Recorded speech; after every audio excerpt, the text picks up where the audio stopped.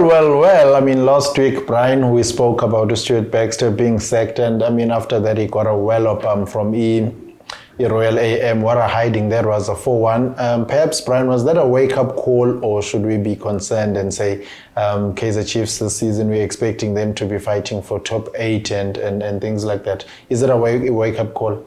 I think it's definitely, when you concede 4 goals in the PSL, it's a wake-up call, but it's still early doors and he's still trying to get those combinations right, so let's give him a chance.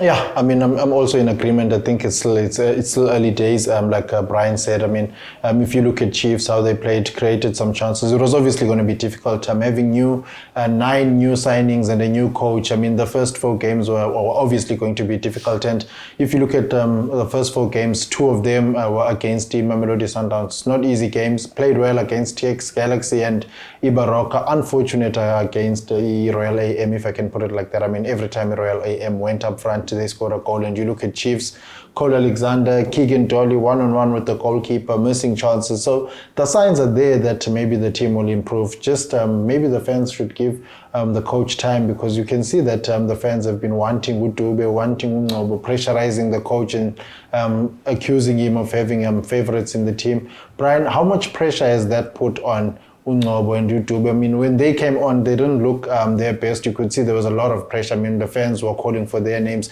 Does that put pressure on the players? I think it definitely has to put players under pressure, because it happens all over the world. You look at like Manchester United, you look at Donny van de Beek. Everyone wants him to play, but there's only 11 that can play at the same time. So the coach has his plan for when he's going to play him. But at the same time, it doesn't leave the player in a good space, because where's his confidence now? I think he's shut his confidence down, but they're all quality players, and I think it's like the 4th game of the season. So let him work hard and let's see what he's got. Now let's move on to the big one. Your boys, I mean, Orlando Pirates, the mighty Bucs, they're up against the Mamelodi Sundowns on this one. Bryan, I mean, so much confidence. If Mamelodi Sundowns were to win this game, I mean, they would have beaten Chiefs. They haven't conceded a goal this season. So if they beat Pirates, will we say it's over? 5th title on the Mamelodi Sundowns? I don't think it's going to be that easy for them. I think they're going to be put under a real test. Yeah, definitely.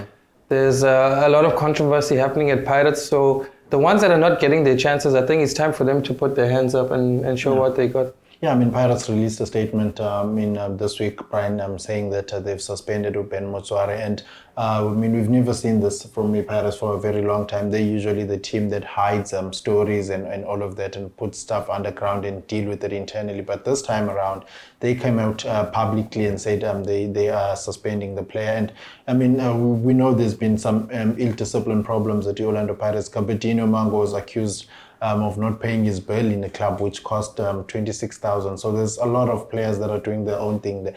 Now that the club is suspending players, do you think players will now be focused and start playing their normal game?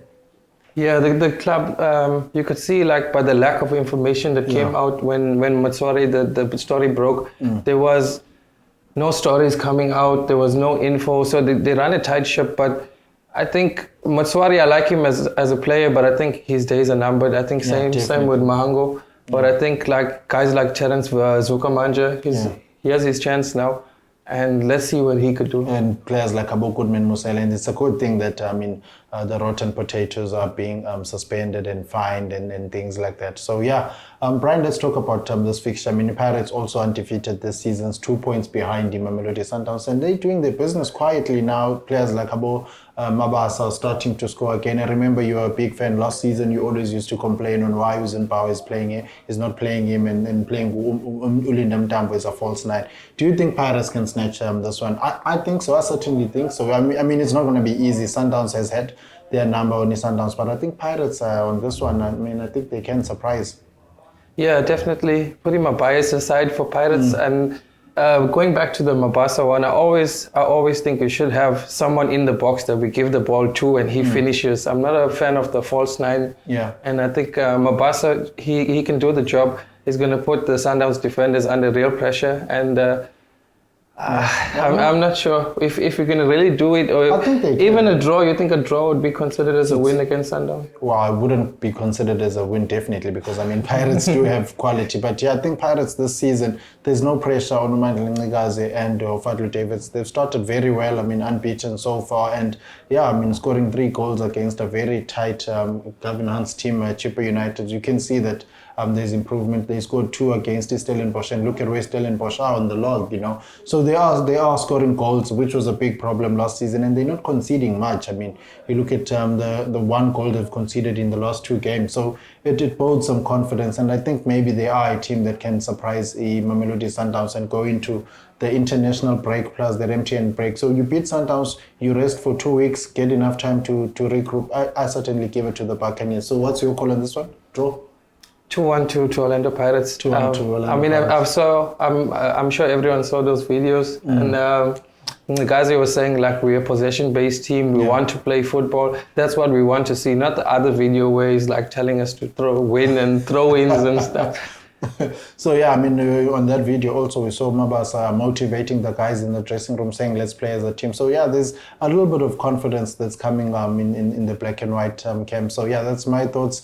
Banele, Pikwa and Bryan Naicker. If you think you want to add something on what you have said, remember to put your comments on the comment section below. And I think for me, Pirates versus Mamelodi Sundowns, the Brazilians. So yeah, it's a tight one on this weekend. Good luck to everyone taking bets. For more soccer betting tips and previews, get the latest copy of Soccer Betting News for only 10 Rand at your nearest Hollywood Bets branch or news agents.